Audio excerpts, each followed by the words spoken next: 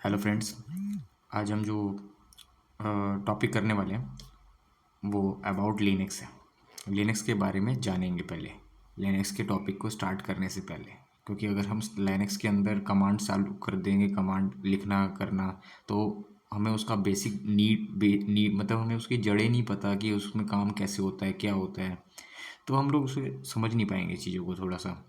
तो कुछ वीडियो पहले, इससे पहले जो बनाई गई थी वो भी इसी रिगार्डिंग बनाई गई थी कि हम लोग बेसिक चीज़ें सीख लें। अब ये स्ट्रक्चर, इसमें हम थोड़ा अबाउट सीखेंगे, हम उसमें थोड़ी थ्योरी समझेंगे कि क्या होता है लिनक्स और उसके आगे हम उसको प्रोसेस कैसे करते हैं। ये 6th वीडियो है, ठीक है। इसकी 6th वीडियो के साथ हम लोग चलते हैं आगे।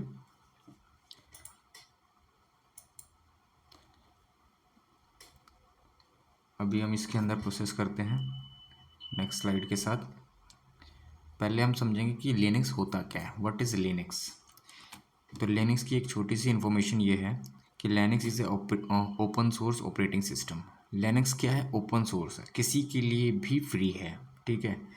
उसके अंदर आप अपना खुद का कोड डिज़ाइन कर सकते हो, ठीक है। आप इसके अंदर अपना खुद का स्ट्रक्चर बना सकते हो, ठीक है। जो अगर आप बेस्ट कोडर हो तो ठीक है, तो आपको अगर बेस्ट जावा आती है, बेस्ट आपको स्क्रिप्टिंग आती है या कुछ भी अगर आती है, तो आप अपनी चीज लिनक्स को अपने सहूलियत के हिसाब से मॉडिफाई कर सकते हो किसी भी चीज़ को। इन केस ऑफ कंडीशन, इसको अगर सही भाषा में समझाऊं तो मान लो अगर आपको ए ए प्लान से बी प्लान पे जाना है किसी, ठीक है। अब ए डेस्टिनेशन की जगह ए डेस्टिनेशन से बी डेस्टिनेशन की तरफ जाने के लिए हमें कोई सोर्स चाहिए होगा, ठीक है। अब कई बार क्या होता है, कुछ ऑपरेटिंग सिस्टम में वो सोर्स डिफाइंड होता है कि आप इसी रास्ते से जाओगे, लेकिन इसके अंदर ऐसा कंडीशन नहीं है। इसके अंदर आप खुद अपना डिज़ाइन कर सकते हो कि मैं ए कंडीशन के ए से बी जाने के लिए मैं रूट 1 से जा सकता हूँ, रूट 2 से जा सकता हूँ, रूट 3 से भी जा सकता हूँ, ठीक है। तो मल्टीपल रूट में अपने सहूलियत के हिसाब से डिज़ाइन कर सकता हूँ, ठीक है। अब आगे पढ़ते हैं। An operating system is a software that directly manage system hardware and resource. इसके अंदर जो सॉफ्टवेयर मतलब जो हमारे हार्डवेयर एंड सॉफ्टवेयर रिसोर्सेज है, ठीक है। जो हार्डवेयर के जितने भी रिसोर्सेज है, जैसे हमारे सीपीयू के अंदर हो गया मेमोरी, स्टोरेज और प्रोसेसर या ईटीसी जो भी चीज़ लगी, जैसे नेटवर्क एनआईसी वगैरह, वो सारे के सारे डायरेक्टली कोऑर्डिनेट हो जाते हैं इस ऑपरेटिंग सिस्टम के साथ, ठीक है। आगे बढ़ते हैं। The OS side between application and hardware makes the connection between all of your software and the physical resource that you work, ठीक है। इसका मतलब ये है कि जो भी सॉफ्टवेयर अभी हम लोग काम इंस्टॉल करते हैं, ठीक है, वो चीज़ें, ठीक है। इसके अंदर क्या है कि हम लोगों का जो सॉफ्टवेयर है, हम लोग कोई भी सॉफ्टवेयर अगर सिस्टम के अंदर इंस्टॉल कर रहे हैं, ठीक है, अब वो उसको कुछ ना कुछ सोर्स चाहिए, उसको कुछ ना कुछ रैम चाहिए, उसको कुछ ना कुछ हार्डवेयर चाहिए, उसको कुछ कंडीशन ऐसी भी होती है, कुछ प्रोसेसर की डिमांड करते हैं कि मेरे को यही वाला प्रोसेसर चाहिए, इंटेल का i5, इंटेल का i3। तो सॉफ्टवेयर की कुछ कंडीशंस ऐसी भी होती है, ठीक है। अगर आप गेम वगैरह खेलते होंगे तो गेम के अंदर भी कुछ कंडीशंस ऐसी पहले प्री डिफाइंड की जाती होंगी कि इसके अंदर आपको मिनिमम इतनी जीबी की रैम रिक्वायर्ड है, ठीक है, इतने जीबी की हार्ड ड्राइव रिक्वायर्ड है। इसी तरीके से कुछ सॉफ्टवेयर जब इंस्टॉल किए जाते हैं तो उसके साथ साथ कुछ प्री डिफाइंड हार्डवेयर भी असाइन होते हैं। अब ये सॉफ्टवेयर टू हार्डवेयर के बीच का जो कम्युनिकेशन है वो कोऑर्डिनेट कराने का काम करता है कौन सा? ये काम करता है हमारा लाइनक्स, ठीक है, ऑपरेटिंग सिस्टम। अब ये लाइनक्स ज़रूरी नहीं है कि लाइनक्स ही होगा, ये विंडोज़ भी होता है, ठीक है। लेकिन हम अभी जो समझ रहे हैं वो है लाइनक्स। लाइनक्स जो हमारा जो टॉपिक है, ठीक है। अब हम इसके बाद नेक्स्ट टॉपिक पे चलते हैं। अब पहले हार्डवेयर बेसिक थिंग्स क्या क्या होती है, जो हमें ज़रूरी है थोड़ा समझना कि क्या क्या चीज़ें हम प्रोडक्शन में इस्तेमाल करते हैं। होती तो बहुत सी चीज़ें हैं हार्डवेयर के अंदर, लेकिन हम जो चीज़ें मेन हैं हम उसको समझ के आगे चलते हैं, ठीक है। हमारे पास एक सर्वर होता है, सर्वर के आगे हम लोग एक स्क्रीन लगी होती है जिसके थ्रू हम लोग अपना कंट्रोल करते हैं सिस्टम को, ठीक है। उस सिस्टम के अंदर एक हार्ड ड्राइव होती है, हार्ड ड्राइव के अंदर हम अपना डेटा स्टोर करते हैं, अपने सर्वर मशीन का जो मतलब जितने भी लॉग्स वगैरह, जितने भी ऑपरेटिंग सिस्टम वगैरह, वो एक हार्ड ड्राइव के अंदर स्टोर होता है, ठीक है। इसके बाद एक रैम है। रैम क्या करती है? हमारी स्पीड को कंट्रोल करती है, स्पीड मैनेज करती है और चीज़ें, मतलब रैम के कैश मेमोरी जो भी हमारा होता है प्राइमरी मेमोरी के तौर पे हमारा काम करता है कि डेटा पहले इसमें स्टोर होता है और इसके बाद हम लोग प्रोसेस करते हैं चीज़ों को, ठीक है। अब इसके बाद हमारा एक प्रोसेसर होता है। प्रोसेसर भी इसकी प्रोसेसर एफएसबी स्पीड वगैरह भी डिपेंड करती है, ठीक है। कुछ प्रोसेसर की कंडीशन होती है, ठीक है। अब इसी तरीके से हमारा एक नेटवर्क एनएससी कार्ड होता है जो नेटवर्क कम्युनिकेशन के लिए काम करता है, ठीक है। ये कुछ बेसिक्स चीज़ें हैं जो हमें समझनी थी, ठीक है। इसके बाद अगले पे चलते हैं। अब अगला है ऑपरेटिंग सिस्टम। ऑपरेटिंग सिस्टम जो है, अब हम देखेंगे, अभी तक हमने देखा कि हार्डवेयर डिवाइसेस हमारे एक लगे होते हैं, ठीक है। हमारे पास मशीन है, मशीन अवेलेबल हो गई, उसमें हमने हार्डवेयर लगा दिया अपना अपना हार्ड ड्राइव हो गई, सीडी ड्राइव हो गई, या फिर हमने जो भी चीज़ हमारी रिक्वायरमेंट थी हमने उसमें लगा दी। अब इसके अंदर सिर्फ हार्डवेयर लगा देने से काम थोड़ी होता है। अब हमें इसमें ज़रूरत क्या क्या पड़ रही है, अब हमें चाहिए क्या क्या इसके अंदर। अगर मैं इसके अंदर कंट्रोल करना चाहता हूँ इस हार्डवेयर को, तो हमें एक ऑपरेटिंग सिस्टम चाहिए। अब मार्केट में कुछ ऑपरेटिंग सिस्टम अवेलेबल हैं, जैसे कि विंडोज़ के हैं, लाइनक्स के हैं, मैक ओएस के हैं, ठीक है। ये सब हम कहाँ इंस्टॉल करेंगे, ये सब हम इंस्टॉल करेंगे इस हार्डवेयर डिवाइस पे, ठीक है। अब इस हार्डवेयर डिवाइस पे हम लोग इंस्टॉल करेंगे इसको।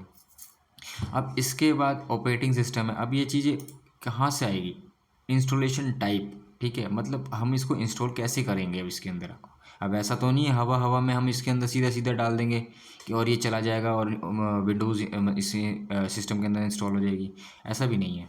हमें इसके अंदर इंस्टॉल करने के लिए कुछ एक मीडिया चाहिए होता है। मीडिया इन द सेंस, जैसे कि हमें एक सीडी चाहिए, सीडी के अंदर हम बर्न करेंगे, उसके अंदर ओएस डालने के बाद हम उसके थ्रू अटैच करा के हम लोग विंडोज़ इंस्टॉल करते हैं सिस्टमों के अंदर, ठीक है। ऐसे ही सेम सर्वर के अंदर होता है।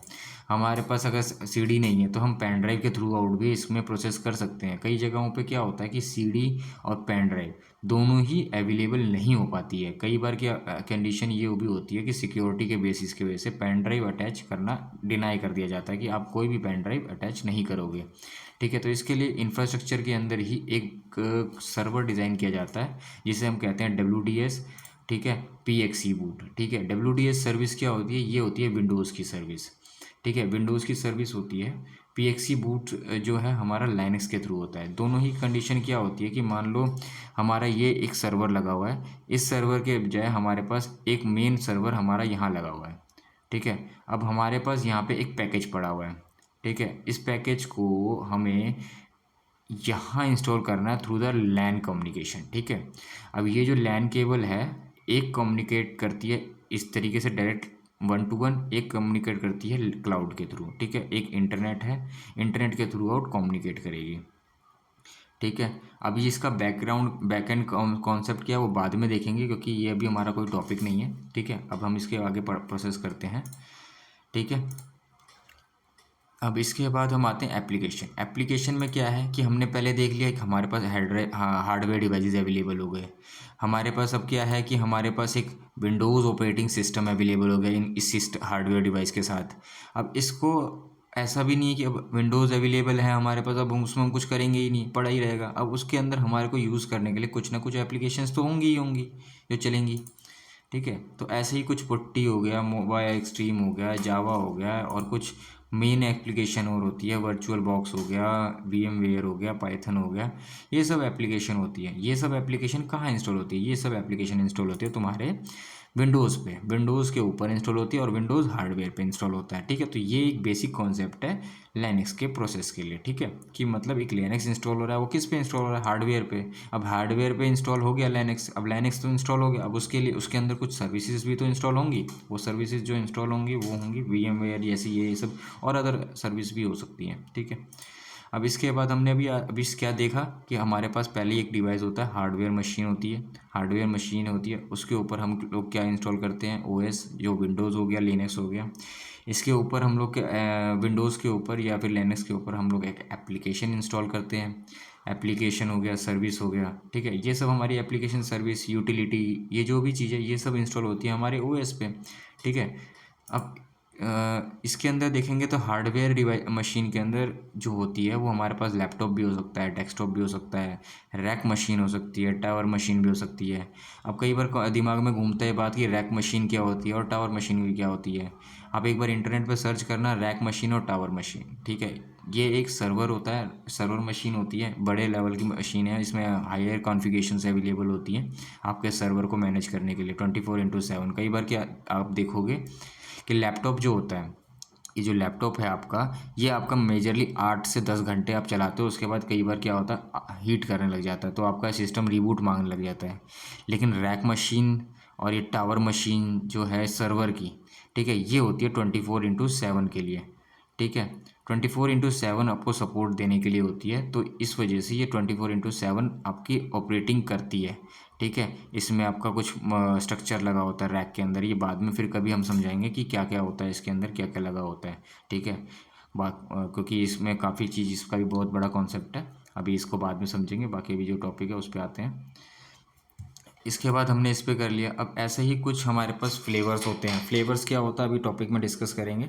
अभी इसको नॉर्मली समझ लेते हैं। जैसे विंडोज़ हैं, विंडोज़, लिनक्स है, लिनक्स के बारे में हम जैसे टॉपिक डिस्कस कर रहे हैं, तो लिनक्स में हमारे पास होता है रेड हैट की है, सेंटोस है, उबंटू है, काली है, सूजे लिनक्स है, ठीक है। ये सारे ऑपरेटिंग सिस्टम हमारे पास अवेलेबल है, जो इंस्टॉल होंगे किस पे, आखिर में ये सारे ऑपरेटिंग सिस्टम इंस्टॉल होंगे हमारे इसी डिवाइस पे, हार्डवेयर मशीन पे, ठीक है। अब हार्डवेयर मशीन पे इंस्टॉल होंगे। अब ये हमारे पास ओएस अवेलेबल हो गया। अब यही ऐसे कुछ एप्लीकेशंस होती हैं जो कभी कभार कुछ एप्लीकेशंस होती हैं फ्री, ठीक है, कुछ एप्लीकेशंस होती है मार्केट में पेडेबल, ठीक है, वो होती है थर्ड पार्टी एप्लीकेशंस हो गई। आप जैसे कुछ डाउनलोड करते हो या क्या करते हो, ठीक है, वो कुछ एप्लीकेशन आपको कुछ टाइम के लिए ट्रायल में मिलती है और कुछ उसके बाद आपको कुछ उसके लिए पेमेंट करनी पड़ती है, ठीक है। तो ये चीज़ कुछ कॉन्सेप्ट है जो हमारे को समझना ज़रूरी था, ठीक है। अब टाइप ऑफ मशीन क्या होती है, ठीक है, फिजिकल मशीन होती है हमारे पास, ठीक है, एक लैपटॉप, डेस्कटॉप, रैक मशीन और टावर मशीन, जैसे अभी हमने इससे पहले वाले मशीन में डिस्कस किया, ठीक है। अब ये एप्लीकेशन मतलब जो मशीनें होती है ये कहाँ कहाँ होती है। एक होती है इन हाउस इंफ्रा, मतलब आपके एक स्ट्रक्चर जहाँ पे आप अवेलेबल हो, ठीक है, मतलब आप मान लो कि आप एक कंपनी में अवेलेबल हो, उस कंपनी के अंदर आप जो है क्या करते हो कि अपना एक रैक खड़ा करते हो, ठीक है। उस रैक के अंदर आपने एक सर्वर लगा लिया अपनी रिक्वायरमेंट के हिसाब से कि आपको इतनी जीबी की हार्ड ड्राइव चाहिए, ठीक है, आपको इतने जीबी का रैम चाहिए, ठीक है, आपको मतलब ETC जो भी आपको मतलब चाहिए वो आपने उसके अंदर लगा दिया एक रैक के अंदर, ठीक है। वो आपने लगाया कहाँ है, अपने अपनी ही जगह पे, मतलब आप उसको कहीं अदर साइड नेटवर्क से कम्युनिकेट नहीं करवा रहे हो, ठीक है। वो होती है इन हाउस इंफ्रा, मतलब आप वहाँ पे ही अवेलेबल हो और वहीं पे ही आप काम कर रहे हो, ठीक है, ये होती है इंफ्रा में। अब रिमोट लोकेशन क्या होती है। अब रिमोट लोकेशन को समझने बैठे तो एक चीज़ का कॉन्सेप्ट है। मान लो एक आपकी कंपनी है, आपके यहाँ पे मल्टीपल सर्वर्स लगे हुए हैं, ठीक है। इन मल्टीपल सर्वर्स में आपका कुछ भी ऑपरेटिंग सिस्टम डला हुआ है। अब आप बैठे हो अपने घर के अंदर, ठीक है, आप अपने घर में बैठे हो। अब यहाँ पर आपने क्या किया, अपने लोकल एक्सेस किया, ठीक है, मतलब अपने पीसी पे रिमोट लेना चाह रहे हो। रिमोट क्या, अभी जब हमने फर्स्ट वीडियो जो बनाई थी उसके अंदर रिमोट होता क्या है, कैसे होता है, लिया जाता है, वो चीज़ का हमने थोड़ा सा डिस्कशन किया था। वही कॉन्सेप्ट है यहाँ पे कि हम लोग बैठे यहाँ हैं और हम लोग ले रहे हैं यहाँ का एक्सेस, ठीक है। इस वाले का एक्सेस ले रहे हैं हम लोग, कहाँ बैठे बैठे, यहाँ बैठे बैठे, ठीक है। हमें क्या रिक्वायरमेंट पड़ेगी, उसकी आईपी की, ठीक है, हमें उसकी आईपी चाहिए। आईपी हमें मिल गई, हम लोग यहाँ से एक्सेस करेंगे उसको, हम पुट्टी के थ्रू एक्सेस करें चाहे हम लोग किसी भी के थ्रू एक्सेस करें, ठीक है। वो होता है रिमोट लोकेशन। आपका रिमोट यहाँ पे मतलब सारा आपका यहाँ डेटा जो भी है मशीन का यहाँ पड़ा हुआ है, उसे कहते हैं रिमोट लोकेशन। आपको एक्सेस कहाँ से करना है, आपको यहाँ से एक्सेस करना है, तो उसे हम क्या करते हैं, रिमोट, ठीक है। अब इसको आगे समझते हैं थोड़ा सा टॉपिक को।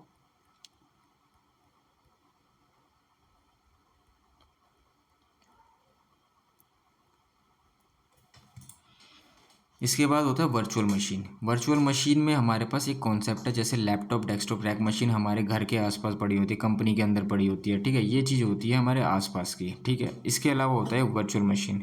वर्चुअल मशीन आप सोच रहे होंगे वी एम वेयर का जो कॉन्सेप्ट में है, आप जब दूसरी वीडियो देखोगे तो उसके अंदर समझ में आएगा कि VMware का मैंने एक बेसिक कॉन्सेप्ट दिखाया था, EXSI,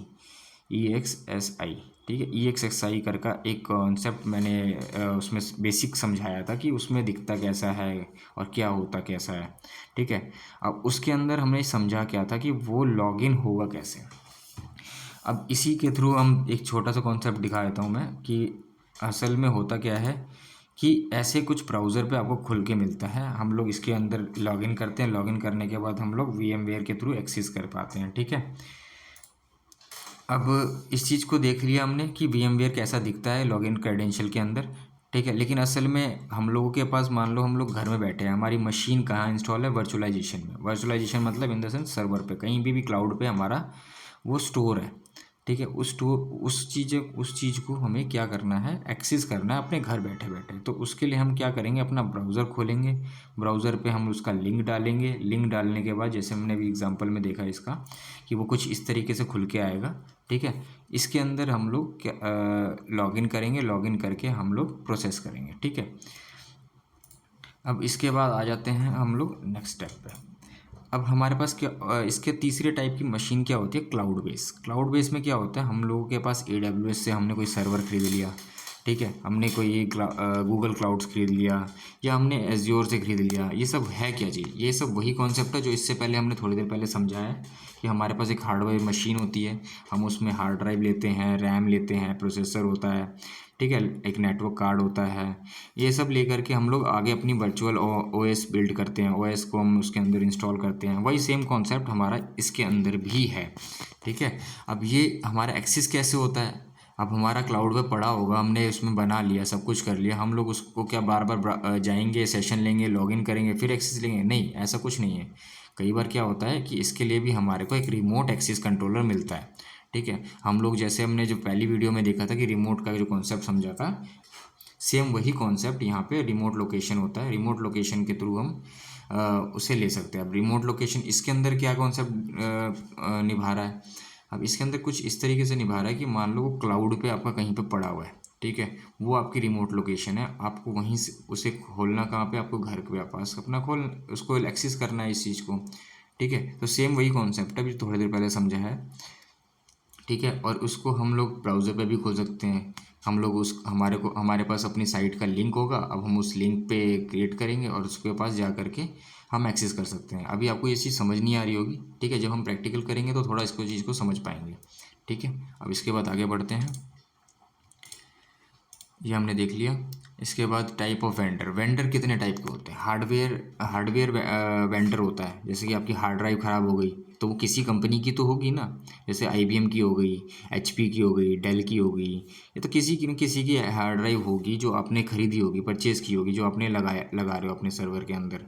ठीक है, अब इसी तरीके से आपके पास कुछ OS प्रोवाइडर वेंडर भी होते हैं।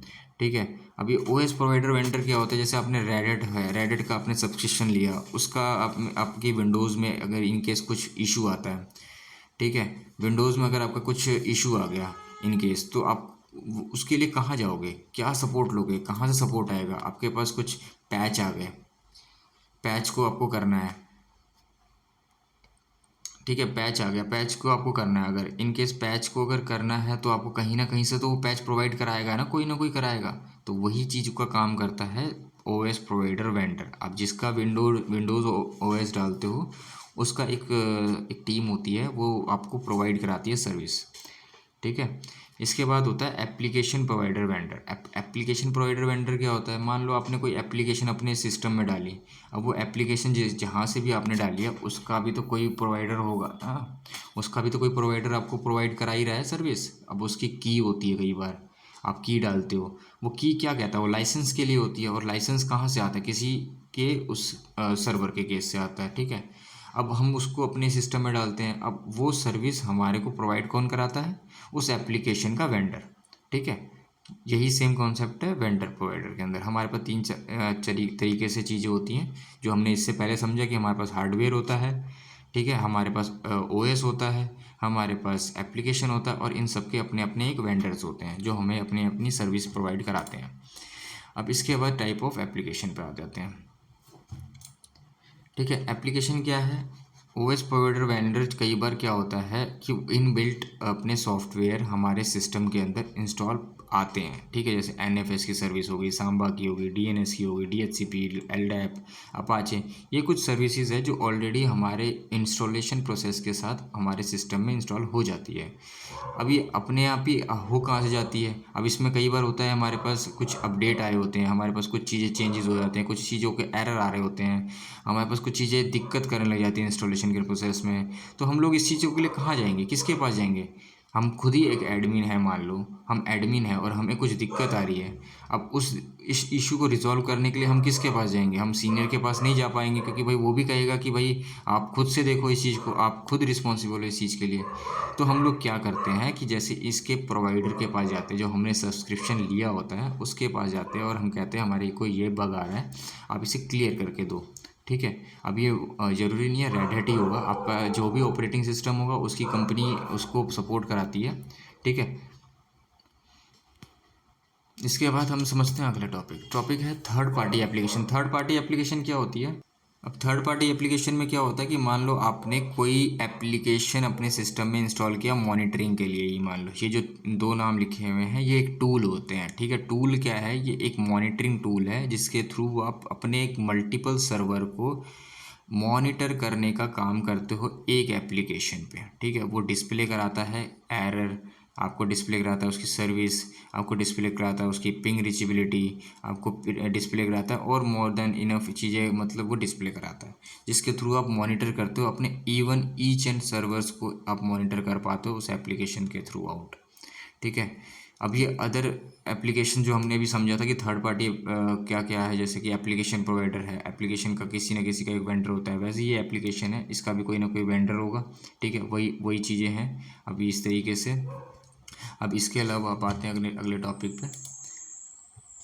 अब आते हैं इन हाउस क्या होता है, ठीक है। ये एक थोड़ा कॉन्सेप्ट है, जैसे कि हमने पढ़ा कि ओएस प्रोवाइडर हमारे को इनकी कंपनी के थ्रू आउट मिल जाता है, थर्ड पार्टी हमें क्या होता है इनकी एप्लीकेशन के थ्रू आउट मिल जाता है जो भी इनकी कंपनी होगी।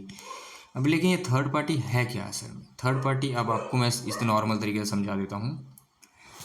हाँ, तो इसके अंदर होता क्या है कि इन हाउस एप्लीकेशन में हम लोग मान लो एक कंपनी के अंदर मल्टीपल्स लोग हैं, एक एप्लीकेशन टीम का बंदा है, एक आपका डेटाबेस का बंदा है, एक मान लो आपका इंफ्रा का बंदा है, एक आपका डेवलपर है, ठीक है।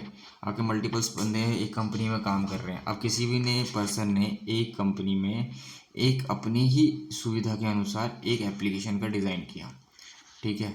उसने एप्लीकेशन डिज़ाइन करी किसी चीज़ को मॉनिटर करने के लिए, ठीक है।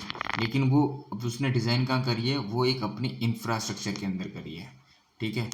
एक मेन क्लाउड मतलब एक ऑलराउंडर होता है कि कहीं पे भी कहीं कोई थर्ड पार्टी एप्लीकेशन है वो किसी भी इंफ्रास्ट्रक्चर में चल रही है, ठीक है। एक एप्लीकेशन है आपने जो खुद इन हाउस में, मतलब अपने खुद की कंपनी में इसको डेवलप किया है और अपनी कंपनी में ही इसको यूज़ कर रहे हो, तो वो इन हाउस एप्लीकेशन कहलाती है, ठीक है। अब इसको सिर्फ इतना सा ही कॉन्सेप्ट है, इसमें कोई बड़ा लॉजिक नहीं है। अगर आप जैसे सीधा से नॉर्मल सिंटेक्स के हिसाब से समझाऊँ तो एक बंदा अगर अपने लिए कोई चीज़ बना रहा है और अपने ही कंपनी के अंदर अंदर में ही काम हो रहा है और वो कहीं और बाहर से कोऑर्डिनेट नहीं कर रही है, वो चीज़ कहीं और यूज़ नहीं हो रही है, तो सीधी सी बात है वो इन हाउस एप्लीकेशन कहलाती है। कि अंदर ही अंदर अगर वो यूज़ हो रही है चीज़ें एक ही कंपनी में तो वो इन हाउस एप्लीकेशन है। बस इतना सा कॉन्सेप्ट, ठीक है। अब आगे बढ़ते हैं। Type of log n method. अब लॉगिन करने के कई कई मेथड होते हैं। अब लोकल टू लोकल होता है जिसके अंदर हमें यूज़र नेम और पासवर्ड चाहिए होता है। अब इसको समझें एक बार एक चीज़ तरीके से। एक पीसी है हमारे पास अपना खुद का, एक पीसी है हमारे पास सेकेंडरी जो सर्वर बना हुआ है हमारे पास, ठीक है। अब हमें इसके पुट्टी के थ्रू मान लो या तो रिमोट के थ्रू मान लो हमें इस पीसी से इस पीसी का एक्सेस चाहिए, ठीक है। अब हमें इस पीसी से इस पीसी के एक्सेस के लिए हमें आपस में नेटवर्क कम्युनिकेशन चाहिए, ठीक है। और नेटवर्क कम्युनिकेशन के बाद हमें इसके अंदर एक यूज़र नेम और इसी का पासवर्ड, हमें ये दो चीज़ चाहिए। जब हमारे पास ये दोनों चीज़ होंगी तो हम लोग क्या कर सकते हैं, इसको इस पीसी से इस सर्वर को एक्सेस कर सकते हैं, ठीक है।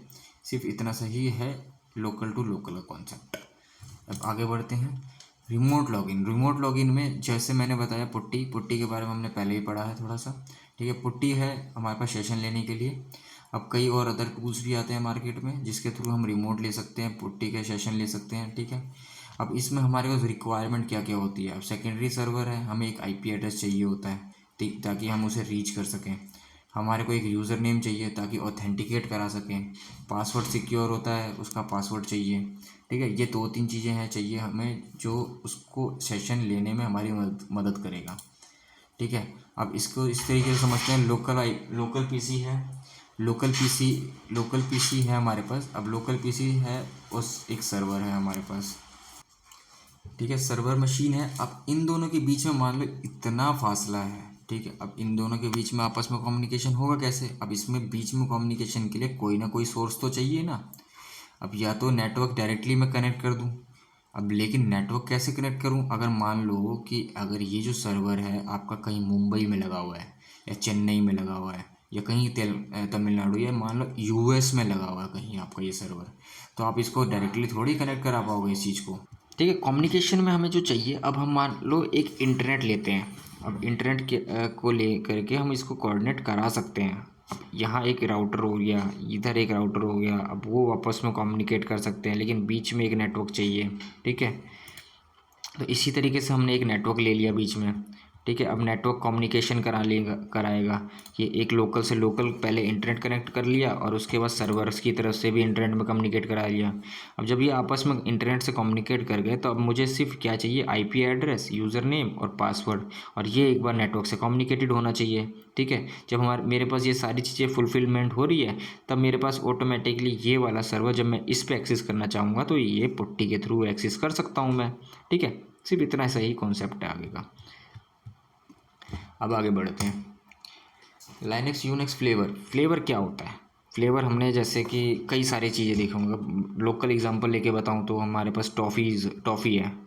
टॉफ़ी में हमारे पास एम्पलीबे है, हमारे पास अदर अदर कंपनी के लिए एक्लेयर्स है, या कुछ भी मतलब समझ के चलो कुछ भी तरीके, डेयरी मिल्क की चॉकलेट हो गई या फिर उसके डेयरी मिल्क के अलावा किटकैट हो गया, या मतलब अलग अलग तरीके की एक ही चीज़ के लिए अलग अलग तरीके के फ्लेवर्स होते हैं, ठीक है। लेकिन है तो आखिर में वो चॉकलेट ही, ठीक है। अब उसे किसी ने टॉफ़ी के तरीके से रिप्रेजेंट करा दिया तो किसी ने उसे डेयरी मिल्क के साथ प्रेजेंट करा दिया, ठीक है। किसी ने उसे किटकैट में प्रेजेंट करा दिया, उसमें कुछ चीज़ें मिला करके आपको रिप्रेजेंट दिया है। किसी ने उसको सॉलिड फ्रेम में आपको रिप्रेजेंट करा दिया। सेम यही थोड़ा बहुत कॉन्सेप्ट है इसके अंदर आपके पास, कि हमारे पास लिनक्स के फ्लेवर्स जो हैं, एक रेड हैट है, रेड हैट ने अपना एक स्ट्रक्चर निकाला और उसके अंदर अपने कुछ मॉडिफिकेशन, कुछ स्ट्रक्चर और कुछ अच्छी चीज़ें बना करके आपको दे दी रिप्रेजेंट। कुछ चीज़ें अच्छी चीज़ें इसने सेंटोस ने निकाली अपने लिए, कुछ बेस चीज़ें बनाई। लेकिन सेंटोस लिनक्स और रेड हैट एक ही इंफ्रा का वो है, दोनों चीज़ें रेडिट का ही पार्ट है सेंटोस भी, ठीक है। अब इसके बाद फेडोरा लिनक्स हो गया। फेडोरा की जो कंपनी है उन्होंने अपना एक फ्लेवर निकाला है, ठीक है। उन्होंने क्या किया, अपना एक बेस था यूनिक्स का, ठीक है। यूनिक्स में सबसे पहले मार्केट में यूनिक्स आया, ठीक है। यूनिक्स के थ्रू उठा करके लोगों ने अपने अपने स्ट्रक्चर में चीज़ें मॉडिफाई करी है, ठीक है।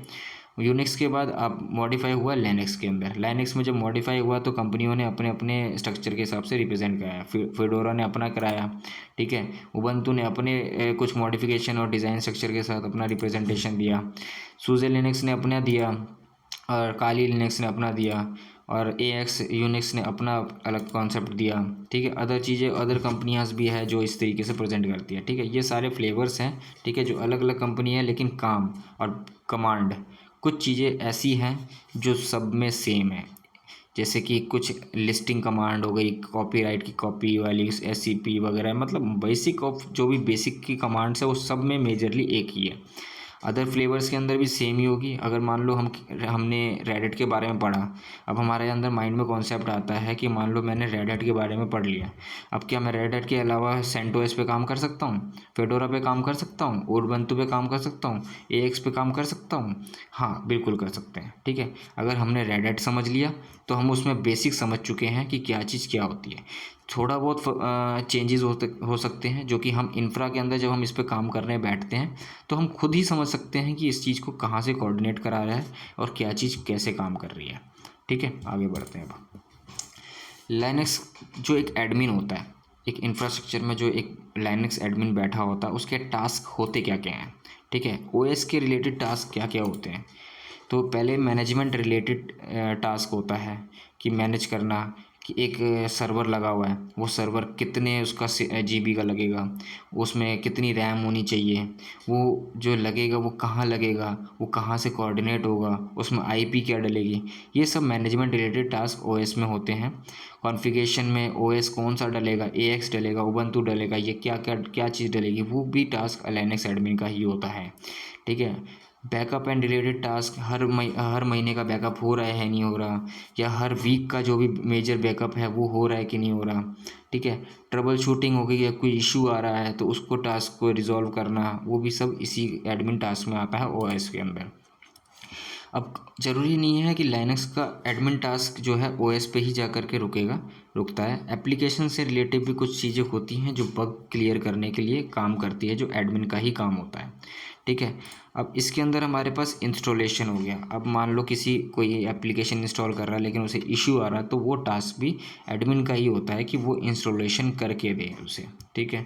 कॉन्फ़िगरेशन के अंदर मान लो उसका कोई पोर्ट है, पोर्ट नंबर एक्सेस नहीं हो रहा है किसी एक साइड से, या उसका टेलनेट नहीं आ रहा है, या फिर उसका कुछ चीज़ और इशू हो रहा है, तो उस चीज़ का कॉन्सेप्ट उसको क्लियर करने का काम भी करता है एप्लीकेशन के अंदर लिनक्स एडमिन, ठीक है। और एप्लीकेशन के भी बैकअप होते हैं, उसको भी मॉनिटर करने का काम होता है, उसका एक बैकअप लेके रखने का काम होता है कि इन केस इन फ्यूचर कुछ अपडेट करवाया एप्लीकेशन और वो एप्लीकेशन किसी वजह से फट गई, या फिर फट गई इन द सेंस मीन्स कि उसमें कुछ इशू आ गया, अचानक एरर जनरेट हो गया, लेकिन पुरानी रिकवरी में वो चल रहा था, तो उसको हम वापस पुरानी रिकवरी में करेंगे। कि कई बार क्या होता है, डेटा सेंटर का जो इंफ्रास्ट्रक्चर होता है उसके अंदर कई क्रूशियल एक्टिविटी चल रही होती है, अब वो सडन मूवमेंट पे अगर बंद हो जाए तो कई लाखों का नुकसान भी हो जाता है, ठीक है। तो इसलिए उसे लास्ट बैकअप करके हम लोग क्या करते हैं, उसे प्रोसेस करके रखते हैं, ताकि अगर इनकेस कोई दिक्कत आती है तो हम लास्ट बैकअप के साथ पुरानी चीज़ें वापस से चला सकें, ठीक है। अब इसमें एक और टास्क होता है अदर थिंग्स में मॉनिटरिंग का, कि मॉनिटर करते रहना कि क्या ही कहीं कहीं अचानक कोई दिक्कत तो नहीं आ रही, कहीं कुछ चीज़ें इशू तो नहीं कर रही हैं, ठीक है। अब इसके बाद पैकेज क्या होता है, विंडोज़ के अंदर अगर हम लोग देखें तो सॉफ्टवेयर होता है, सॉफ्टवेयर का एक्सटेंशन क्या होता है, .exe, ठीक है। .ext फॉर्मेट होगी, कोई एप्लीकेशन आप डाउनलोड करोगे इंटरनेट से तो आप देखोगे कि उसके जो पीछे का एक्सटेंशन है .exe फॉर्मेट में डाउनलोड हो रहा है, ठीक है। हर बार यही होगा, ठीक है, विंडोज़ के अंदर। लेकिन लाइनक्स के अंदर क्या है, थोड़ा सा चेंजेस है। लाइनक्स में क्या होता है, .rpm red hat package manager, ठीक है। इसके थ्रू आउट ही आपका पैकेज डाउनलोड होता है और इंस्टॉल होता है इसी पैकेज को, ठीक है। और रेडिट आपका इसी को ही रीड करता है। अब आप सोचोगे कि रेडिट में आरपीएम कर दिया तो क्या उबंटू में, अभी जो मैंने पढ़ा उबंटू में भी यही होता है क्या, काली में भी यही होता है, जी हाँ, सब में यही होता है, आरपीएम सब में यही एक ही जैसा होता है। रेडिट पैकेट मैनेजर एक ही चीज़ है, चाहे वो आप एएक्स में इंस्टॉल कर लो, चाहे आप किसी और चीज़ में इंस्टॉल कर लो, चाहे आप उसको उबंटू हो गया आपका, रेडिट हो गया, काली हो गया, या किसी भी चीज़ में इंस्टॉल कर लो तो .rpm का पैकेज डाउनलोड होगा और इंस्टॉल होगा, ठीक है। अब आगे बढ़ते हैं। ड्यूरिंग द इंस्टॉलेशन पैकेज जब इंस्टॉल होता है तो हमने लास्ट वीडियो में इंस्टॉलेशन के टाइम पे भी समझा था कि जब हम सर्वर विद GUI इंस्टॉल कर रहे होते हैं, ठीक है, तो हमारे पास उसके अंदर कितने पैकेज इंस्टॉल होते हैं, 1300 प्लस। उसमें 1300 प्लस क्यों होता है, क्योंकि हमारे पास उसके अंदर GUI के अंदर मल्टीपल पैकेज चाहिए होते हैं। हमारे को उसमें डिस्प्ले कराना है, ग्राफिक्स के लिए करना है, हमें उसमें CMD का कमांड चाहिए, उसमें टर्मिनल चाहिए, हमें उसमें ओपेरा चाहिए, हमें उसके अंदर Gedit के थ्रू हमें अपने नोटपैड एक्सेस चाहिए, हमें उसके अंदर डिस्प्ले के लिए कुछ चीज़ चाहिए, मतलब कुछ भी चीज़ें जो भी चीज़ है हमें उसको GUI बेस दिखाने के लिए मल्टीपल पैकेज ऑटोमेटिकली उसमें क्रिएट हो जाते हैं। मिनिमल में हमारे को इन सब चीज़ों की रिक्वायरमेंट नहीं होती, ग्राफिक की ज़रूरत नहीं होती, हमें इसके अंदर कुछ एप्लीकेशंस के डिस्प्ले की ज़रूरत नहीं होती है, हमें इसमें कुछ चीज़ फालतू की एक्स्ट्रा ज़रूरत नहीं होती, तो इसलिए इसके पैकेज हमारे को 300 से 350 से 500 के बीच में मिल जाते हैं, ठीक है।